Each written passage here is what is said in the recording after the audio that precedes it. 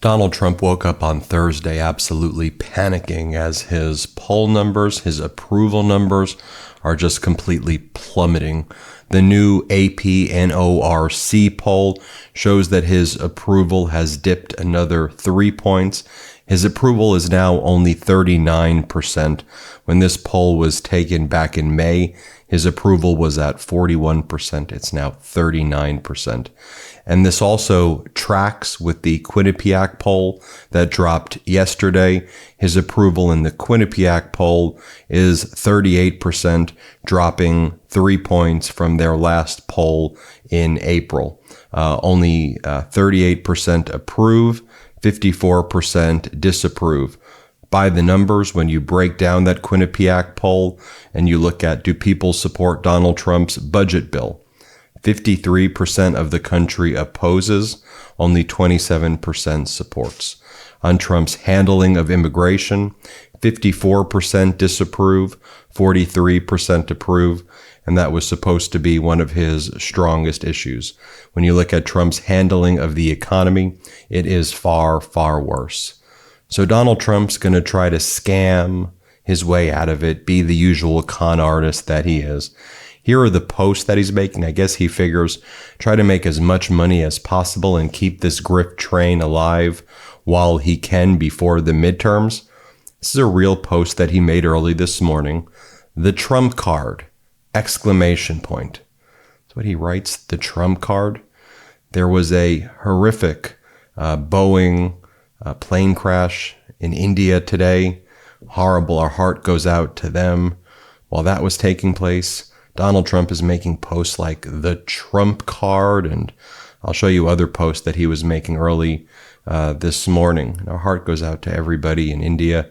There were also 54 United Kingdom nationals on that as well. Our heart goes out to everybody involved. Then as you look at what Donald Trump is posting about the Trump card, the United States of America, for $5 million, the Trump card is coming. Thousands have been asking how they can sign up to ride a big, beautiful road in gaining access to the greatest country and market anywhere in the world. It's called the United States of America. Sign up. Go to trumpcard.gov. That's real. So as our National Guard troops that Donald Trump federalized, who are not even getting paid, who don't even have their health insurance turned on because of the mess with which this has been handled thus far, according to military.com. As our National Guard are sleeping on the floor, they barely have food and supplies. As Donald Trump's engaged in ICE raids, going after the hardworking migrant community in California and throughout the country, they're now doing helicopter raids over farms, like the helicopters that were used to try to track drug smugglers are seeing if there are undocumented laborers in farms. As Donald Trump's attacking, just people who work in restaurants and at factories, people who are just showing up for their court dates. As Donald Trump is doing that, he's welcoming in all the white Afrikaners from South Africa by making up a lie that there's a white genocide taking place in South Africa, which is not happening. The agriculture minister, a white guy from South Africa, was in the Oval Office saying there's no white genocide in South Africa when he showed up with Ramaphosa. And Donald Trump selling citizenship in the United States to oligarchs for $5 million. You don't get much more disgusting than that. You fill out the form. You say that you are from this country and you want to become a citizen and you have $5 million. That's what you do on the website, at the trumpcard.gov website. How utterly despicable. Donald Trump then posts this morning. Our great farmers and people in the hotel and leisure business have been stating that our very aggressive policy on immigration is taking very good long-time workers away from them, with those jobs being almost impossible to replace.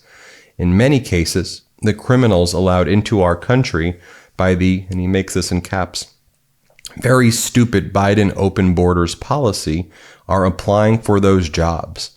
This is not good. We must protect our farmers, but get the criminals out of the USA. Changes are coming. I don't even know what that means, other than Donald Trump thinks that if your skin color is black or brown and you are working in this country and you're trying to live the American dream, he thinks that you are a criminal. So for all the Cubans for Trump, the Venezuelans for Trump, the Latinas and Latinos for Trump, when you go, oh, he's just going after the criminals, well, we all want people to go after the criminals. Former President Biden was deporting far more criminals than Donald Trump is. When Donald Trump said he wanted a mass deportation exercise, he was referring to you because he thinks you're a criminal because of your existence, the way you look. He thinks you're the criminal. They think you're the criminal. Donald Trump then randomly posted this morning. The China deal is great! ! Now, doesn't that just give you a window into his mind? The China deal is great. There's no deal with China. There's a consensus where the United States reduced the tariffs imposed on China from 145% to 30%, then back up to 55%. That is not a deal. And China will continue to provide rare earth minerals to the United States, which it had suspended after Donald Trump declared a trade war against it. But China was providing rare earth minerals to the United States before the trade war.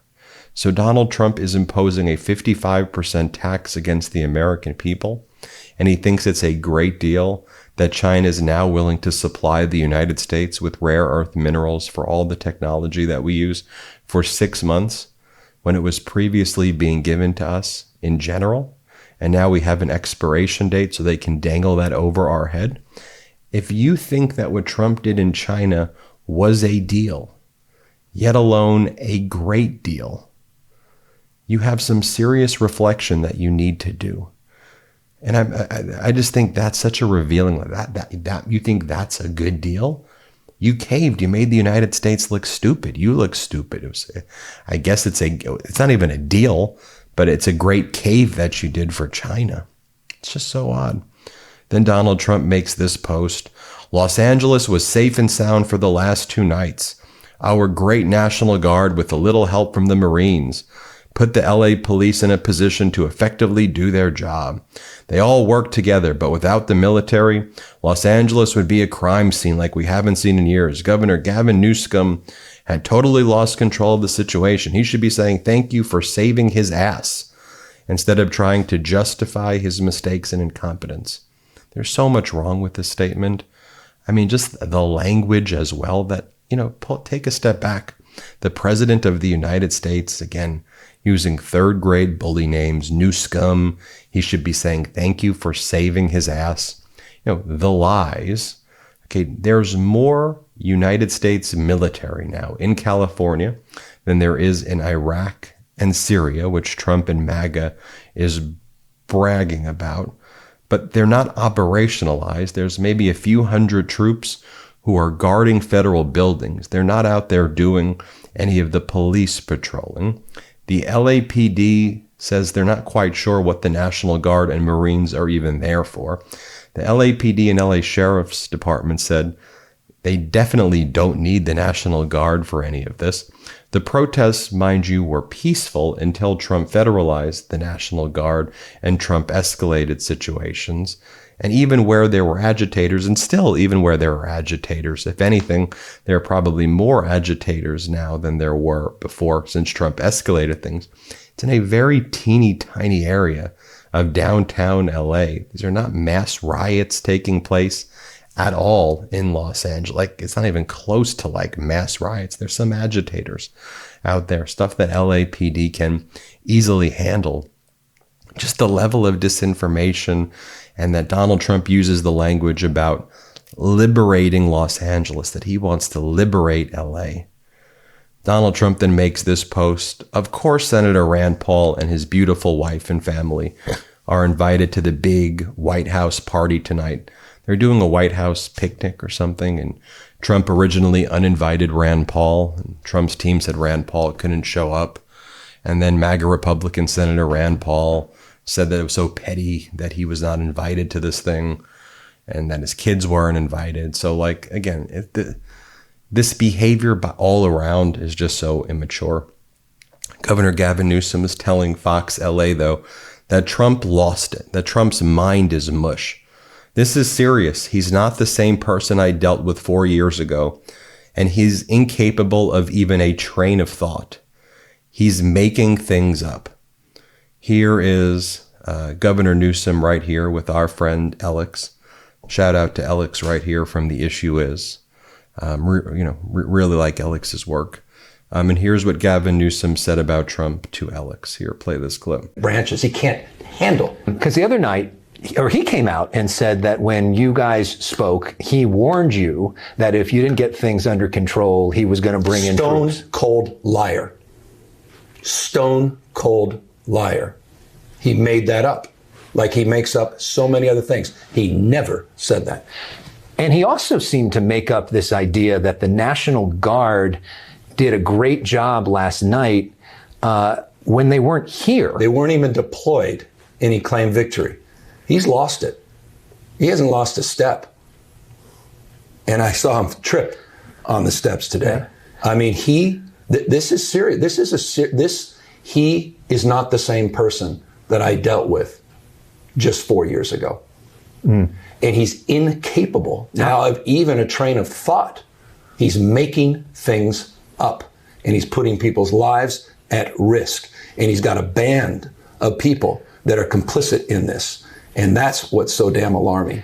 But interestingly, you'll have a lot of, not interestingly, it should be obviously, you have a lot of Arab Americans in Dearborn, Michigan, who back Trump, are now devastated by his travel ban, as if they didn't realize that he was the president before and did a travel ban, and despises Muslims, despises the Palestinian community, despises Arabs. He made it pretty clear his first term, but okay. Can't believe you fell for that fraud this time. Quote, "This is the reward to the community that defied everybody else." I just don't get how you fell for the fraud. What, he showed up and he put you on TV and he shook your hand and you thought that he was going to support you? The dude hates you. You're probably, I'm not sure where in the hierarchy of hate you are, but because he's got a lot of hate in his heart, but you're up there. you didn't realize that comes as a surprise. You thought you were going to be invited to Mar-a-Lago. You thought you were going to hang with him. I'll leave you with this also. One of the things we're learning is that the Fort Bragg soldiers who were cheering Trump's political attacks against the media and Biden and Gavin Newsom, they were actually handpicked by other military brass to be Trump supporters, to put Trump supporters out there. Military.com has this incredible article. It's scary, incredible art, well-researched, well-sourced, talking about how, and they've read all of these internal communications and see how the troops were vetted. If soldiers have political views that are in opposition to the current administration, they were not permitted to be there. And it goes on to talk about how they let onto the base a pop-up store operated by a Tulsa, Oklahoma-based retailer called 365 Campaign that was selling memorabilia like Make America Great Again chain necklaces and fake credit cards labeled the white privilege card trumps everything. So bragging about the white privilege card trumping everything. Oh, I should mention this before we go as well. This is real. This is what Marco Rubio sent this morning. On behalf of the American people, I want to congratulate the Russian people on Russia Day. This is a U.S. Department of State letterhead about Russia National Day by Marco Rubio, Secretary of State, dated June 12, 2025. The United States remains committed to supporting the Russian people as they continue to build on their aspirations for a brighter future. We also take this opportunity to reaffirm the United States' desire for constructive engagement with the Russian Federation to bring about durable peace between Russia and Ukraine. It is our hope that peace will foster more mutually beneficial relations between our countries. So heading into the G7, that's what you have Marco Rubio posting. Do you get more pathetic and more of a Putin puppet than that? As I've said before, you really think that the other G7 nations should trust the United States there? Or is the United States' presence there going to basically be an agent of Putin? And I say this heartbroken as an American. That's what's going on this Thursday. Hit subscribe. Let's get to 5 million subscribers. New Midas merch drop! Check out the latest pro-democracy sticker packs, t-shirts, hats, sweatshirts, and more. All at store.meidastouch.com.